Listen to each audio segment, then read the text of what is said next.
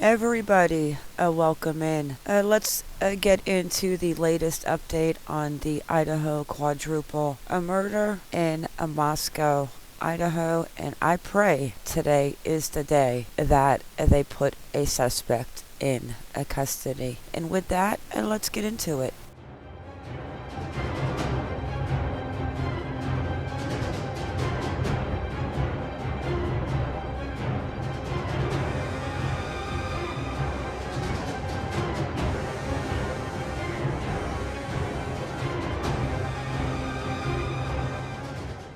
So the latest news going around is that Kaylee Goncalves was the target. She had a different entry wounds than Madison, is what Kaylee's father said, which is absolutely horrendous. So let's go ahead and check out this video with all of the latest updates on the Idaho Quadruple senseless murders, and I'm going to stop it and break down my thoughts a little bit in parts of the video. So let's go ahead and get going. Look how young they were here. Maybe not 274 weeks ago. Such pretty girls. News Nation has learned that 21-year-old Kaylee Goncalves, who was slain more than 3 weeks ago, had much more significant injuries than her best friend, Maddie Mogan, a fact that haunts her mother, her father, and her sister. It's terrible. I cannot fathom in my head what kind of person did this. It's capable. And why. I can't sleep at night. I lay in bed pondering just millions of different scenarios. I keep thinking when Kaylee's father said that there had been a stalker that Kaylee had mentioned, but he doesn't say the name or that he knew who he was. I hope that him, the mom, or her sister knew who he was. Also, when the mom talks about the boogeyman, I mean, yeah, this is really what the boogeyman is. I sent my daughter off to college and she came home in a box. I don't think I will ever forget that statement. I just feel like there's been a couple individuals that were cleared very fast. That may not. Maybe he shouldn't have been. It makes sense if there was some bad behavior that they did. Let's say, I don't know, they came from a strip club or something, and then somebody followed them home. That's a targeted thing. That is really an interesting analogy as far as a stripper club. I think I did not really pay too much attention to that earlier, but that's interesting too. A crime if they were leaving a strip club and somebody followed them home. What? Okay, let's continue. That's what comes. I've had innocent people that were interviewed that were their neighbors, and they said, I'd be a lot more scared if it wasn't targeted. The mother of Xana Kernodle shared her thoughts with News Nation's Ashley Banfield. I do not think it was the house that was targeted. I believe wholeheartedly that it was those kids who were targeted. Xana's mom, Kara Denise Kernodle, is out of jail. So basically she was released for her personal recognizance, means a release without the requirement of a posting bail. So she'll just do a written promise to appear in court when required to do so. I can understand them releasing her with everything that she is going through with the loss of her daughter Xana. I can't even imagine. They weren't just acquaintances. These kids were like best friends. They practically were family. These kids were tight-knit. They were good friends. They were like family. They were around each other constantly. They did everything together. How could it not be a planned thing? You know, how could it not have been targeted? Over the weekend, News Nation captured new video of investigators combing through the crime scene. We watched through the windows as they handled evidence markers. Later, they left the home carrying large brown paper bags. Detectives have sorted through nearly 3,000 tips and poured over 4,000 crime scene photos, trying to make sense of the information they have. And still, there are no suspects and no persons of interest. Adrian? Alex, over the weekend, I know we heard from the very first time from the two roommates who survived that deadly attack. What did they say?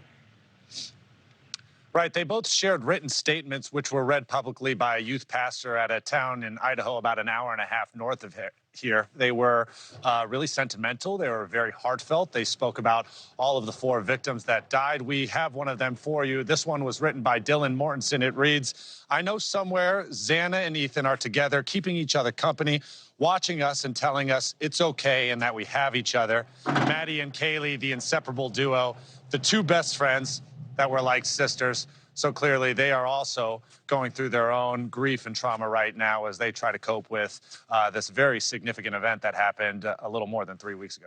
The prosecutor stated in this interview that there were people of interest to the investigators. No one goes in further about it, who they may be. The family's upset because of the fact that they believe some people were cleared too soon, but I'm not sure they think it was the boyfriend of Kaylee at all. We've got Jack, we've got Jake. It does get a little confusing. Anyone watching this video, please make sure you comment below your thoughts on who you think might and could have done this horrific crime. Let's go listen to this quick video that I found very interesting. Do I think the father of Kaylee did this horrific crime? Absolutely not, but I found this interesting to go with a comment that I received the other day. Everything in this case just has me digging down that deep rabbit hole. But just listen to what he says. 3 weeks and still no arrest in the murder of 4 friends, University of Idaho students who were brutally stabbed to death in their off-campus home. The parents of one of the girls killed have become increasingly outspoken on the case, now saying there is a, quote, conflicting means of death between their daughter and her friend. Joining us now for more is former FBI agent and former Navy SEAL Jonathan Gilliam. Jonathan, welcome back to Wake Up America. So let's start with that. What conflicting means of death mean? Autopsy results are already out. The father of one of those students says the points of damage don't match. What does he mean by this, you think? Well, to tell you the truth, I don't know what this guy means. I'm going to take a little bit of a turn on this because this individual, Steven Gonzalez, I always butcher his last name. He's doing an interview. It seems like every 4 to 8 hours, and many of these different news agencies are putting what he has to say all over the airwaves, and they're not looking at the totality of the things that this guy says. He himself, not law enforcement, he says conflicting things constantly, and he says things that are very odd over and over again. I've worked a lot of different cases. I spoke to a lot of different law enforcement. In fact, one police officer who was a mayor of a town in Springfield and a 20-year police officer reached out to me yesterday and said he's never seen anyone that seemed like they have committed a homicide more than Mr. Gonsalves. Now that's something when we're looking at his statements that he is consistently making to the media, and the media is overlooking the fact that he is saying things. And I have some of the things that he says right here. He says that nobody in the room, that it was fast and nobody suffered. Right? Yeah, there's been no report that? on it. He's also said that he's just going to say it. This is a quote from Kaylee's dad. I'm just going to say it. It was leaked to me. I earned that. I paid for that funeral. I sent my daughter to college. She came back in a box. He went to when they had their service for all the 4 slain and made jokes and talked about the lighting. I mean, this individual is bothering me and many people very much. And if at the very least, he is causing law enforcement more problems, I think, than anything else. Yeah, again, it's definitely confusing. I've heard him on these interviews say those things. Jonathan had read that. You wonder if he's a parent and grieving, if that's what he's going through. But definitely interesting. He also said something that caught my eye, that the killer chose to go upstairs. So want to remind our viewers of the home. So it's a 3-level home. The main entrance is actually like the basement area, and then you go up the second floor. That's where a couple of the bedrooms were. And then you go to the 3rd floor where there were other bedrooms. So he's saying, this father, that the killer went up that 2nd floor and went through the sliding glass door. Have you heard any police reports saying that, that was how the killer entered the home? We've heard no definitive police reports that say that. Although I do believe that is correct. I think when you look at the two individuals, the two females that were in the first floor, and that first floor opens up into a common living room type space. I guess there's bedrooms there, and those go upstairs. It's almost like a second apartment. Yeah. And the second floor has its own main area, and then there's the third floor. This Mr. Gonsalves, he continues to push out their details about this crime that nobody really knows about. We do know that people were killed on the second and the third floor. I personally have never heard any reports where they were saying that there was different types of attacks and ferocity amongst the different victims. The only person that said that is this same individual. And the way that he talks about how his daughter and the other girl that was with her were sleeping in the same bed, that information was not released until he said it. Right.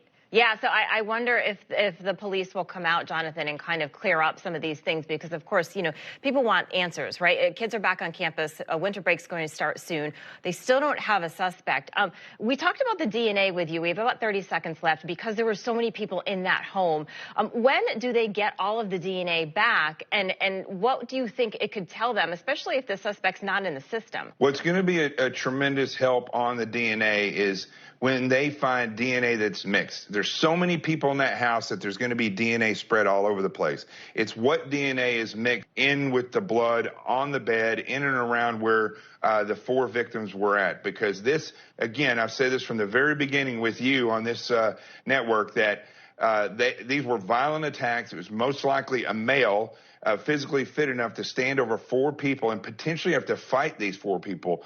But in any case, as he is stabbing, he's also losing skin cells, hair, and those types of things can be used for DNA that would be mixed in. Yeah, and a lot of people say he may have cut himself in that process. All right, Jonathan Gilliam, thank you so much. We appreciate it. There are so many inconsistencies going around regarding this story of these four college students with their whole life ahead of them, sniped out by somebody with a knife who made it definitely personal. Brian Enton reported the Moscow PD on Kaylee's dog Murphy. During the search of the home, a dog was found in a room where the crimes had not been committed. Officers did not find any evidence on the dog, and there was no indication the animal had entered the crime scene. I actually just ran into an amazing video that I am going to play in the next live, which I hope is tonight. Where are we? We have Madison, Kaylee, Ethan, and Xana gone for what? What was it about that night? The more they talk about Kaylee being the target and finding out now that the dog was actually in a bedroom with the door closed, I don't see if Kaylee was going to spend the night in Maddie's room that she would leave the dog in the other room. That absolutely makes zero sense to me. Obviously, the person that was there put the dog in the room and closed the door is what I think. At the end of the day, you just start to wonder if it was a stranger. There is so much new information to go over and things to question. I keep going back to Kaylee's father's comment, the comment about the strip club in Moscow. The killer chose to go upstairs. It was fast and nobody suffered. It was pointed out to me the way that Kaylee's father looked at Jack Ducour at the visual. We're going to go over that also. If I was to put everything into this video that I was thinking, it would probably be 6 hours long. We also have the picture of the food truck where you can see, I believe it's Maddie, pointing at a Jack Showalter. Then we've got the picture of Jack when he killed his first elk, where that knife comes from. And I did not realize really how close Kaylee's ex-boyfriend Jack lived to her. But how could an ex-boyfriend that you were supposedly going to get back together with, or were you? There's so many questions. Is that the person of interest? As far as the keypads, I don't think it matters if the keypads had keypads, door locks, this lock. But if it did have a keypad on Maddie's room, and that room was locked, did they know the keypad? Did they have a key? Were they waiting inside? We've got Madison and the ex, Jake a Schreiger, Kaylee an X, Jack a Decor, and then we've got Jack a Showwater from the food truck, and has a picture of a fixed blade and a picture of when he killed an elk. So I don't know.